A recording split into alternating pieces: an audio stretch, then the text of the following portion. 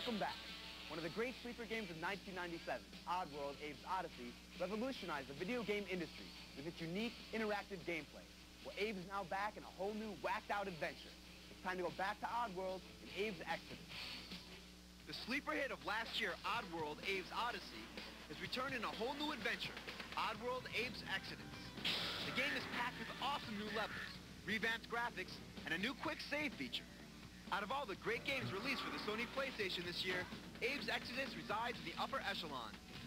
Abe's new adventure takes place on the planet Oddworld, and it's up to Abe to save the inhabitants of Oddworld from the evil Glugons. You'll spend hours exploring the several mind-twisting levels. With the new quick save feature, you can save the game at any time.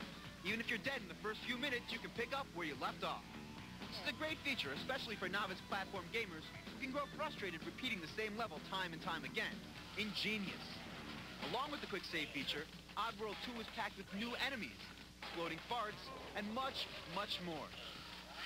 As you can see, GT Interactive spared no expense to bring the planet Oddworld to life. Each level contains beautiful, rich-colored, textured landscapes as Abe travels through his fantasy adventure. Not only does the game look good, the sound is just as impressive with the quirky voices of the aliens and cool sound effects. This combination of sound and animation really pulls you into Oddworld. Oddworld, Abe's Exoddus, may not be for everyone, especially for the gamer who's looking for instant gratification, as in fighting or a shooting game. But if you're into brain-teasing puzzles and a far-out alien adventure, pay a visit to the planet Oddworld. Abe will be waiting.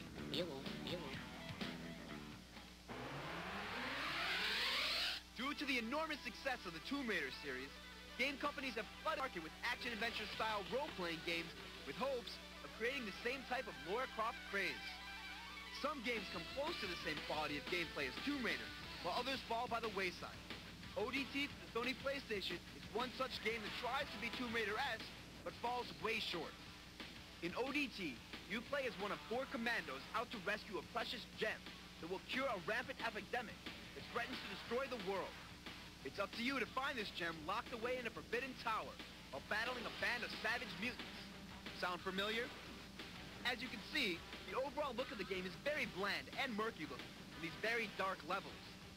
The graphics lack detail and texture compared to games like Tomb Raider, Resident Evil, and even Small Soldiers. And because the environments are so undefinable, it's hard to judge the distance when running and jumping.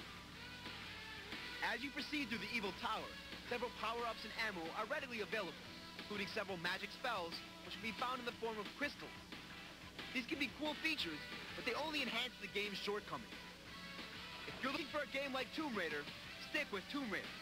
Or if you're tired of Lara Croft, there are plenty of action-adventure shooter types out there for the $40 asking price. In this type of gaming genre, O.D.T truly is an oddity. Don't go away. When we come back, we'll go behind the scenes with NBA Live 99. And we'll give you a few tips on how to pummel your friends in WCW NWO Revenge.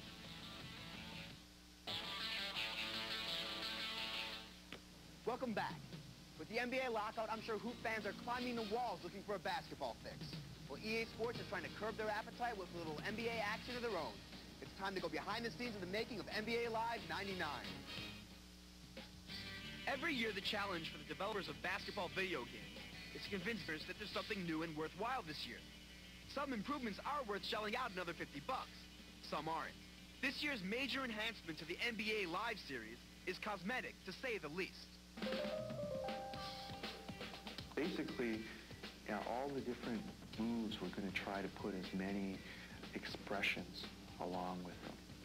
So as a guy goes up and dunks, you'll see him either anticipate or going like that big grimace as he stretches over, the other guys to dunk the ball. And now, if I want you to smile, I grab 2 points around your mouth and I move them up, and then you look like you smile. If I want your mouth to open, I grab a group of polygons around your mouth and your jaw, and I make your mouth open. EA Sports used Antoine Walker for this year's motion capturing session and NBA expertise. They couldn't have picked a better candidate. Antoine Walker, first of all, is a great NBA Live game player. He is better than anybody at EA at playing the game. He's learned all the strategies in the game. He knows how to use the plays. He knows how to use the depth of controls that we put in the game. And so he's at a point now where he does stuff with NBA Live that we never thought was possible. Now, since Antoine admits himself that he doesn't have much of a vertical leap, his buddies over at EA enhanced his skills just a tad. What really stands out in this year's live game are the facial expressions. Now players react to good plays and bad ones, and their expressions change mid-flight while en route to a slam dunk. The players also get emotional over the officiating. Fortunately, it's just a video game, because on the real hard court, Mr. Walker would definitely hear a second whistle. You're used to seeing them express themselves, the facial expressions, and I think that not having them in basketball, people miss them. My dance is my signature, so everybody knows me for my dance. I think it's a way I form where I express myself, and it's carried on. I think I've done it so much that everybody now expects for me to do it whenever I play now. I think it's pretty cool. I think it's it's something that you always think I can go home and tell my little brothers and sisters about.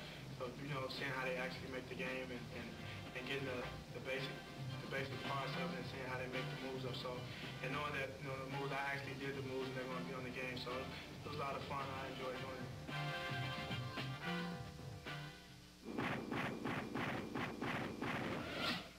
Last month, we reviewed WCW NWO Revenge for the N64. And by now, you've had a chance to pummel your opponents all over the ring. Well, here are a few more moves to take the carnage even further. To perform the gut-wrench suplex, hold down A for 2 seconds to grab your opponent, and then tap A or hit left A or right A, and your opponent will be flying across the ring. Again, hold down A for 2 seconds, and hit A, left A, or right A, and watch him take off. To perform the inverted atomic drop, hold down A for 2 seconds to latch onto your opponent, and tap up and B. Once again, hold down A, and tap up and B, and drive your opponent's head into the mat. Now, if you really want to show off, while your opponent is standing in the ring, press the directional pad towards the turnbuckle, hit bottom C, and you will become a human projectile, sending your challenger home crying to his mama. Once again, press the directional pad towards the turnbuckle, hit bottom C, and look out as your feet start flying. We'll have more tips on this great wrestling game in further episodes of GamePro TV. Or check out the December issue of GamePro magazine for more ways to beat up your opponent. This is the time of the year when people start asking the question, which machine should I buy? The PlayStation or the Nintendo 64? Well, if you're a fan of shooters, the 64 looks like the system for you. And the latest game, Turok 2 by Acclaim, is no exception. The first Turok game showed the potential of the Nintendo Super Machine. Turok 2, Seeds of Evil, takes it to an entirely different level. There are more weapons game than any game in recent memory, and every single one of them is a joy to unleash. We counted over 20 in all. If you're expecting a cute Banjo-Kazooie type game, forget about it. This title is pure animated violence. Not only are the dinosaurs realistic, the pain and anguish they go through when they receive a dose of your firepower is pretty graphic. The greatest game of the last year on any system was GoldenEye, the 007 shooter. The variety of weapons, the complexity of the missions, and the graphic firepower in the game combined to make it an untouchable title. GoldenEye was definitely special, but Turok 2 is like 007 on steroids. There are over 6 worlds in T2 to explore, with plenty of Jurassic-like creatures to pummel. The graphics in this game are so smooth, you'll feel like you're in prehistoric times. Check out these lighting effects. The N64 has never had such realistic, mood-enhancing visuals. Another upgrade in this Turok adventure is the mental power of the dinos. Forget all that talk about dinosaurs having little brains. The lizards in this title are definitely smart enough to keep themselves from getting fried. Turok 2 is a system game. In other words, it has the power to convince potential buyers to take home a particular system based solely on its excellence. Turok 2 is that plus. So if shooters are your thing, you have got to get a hold of this.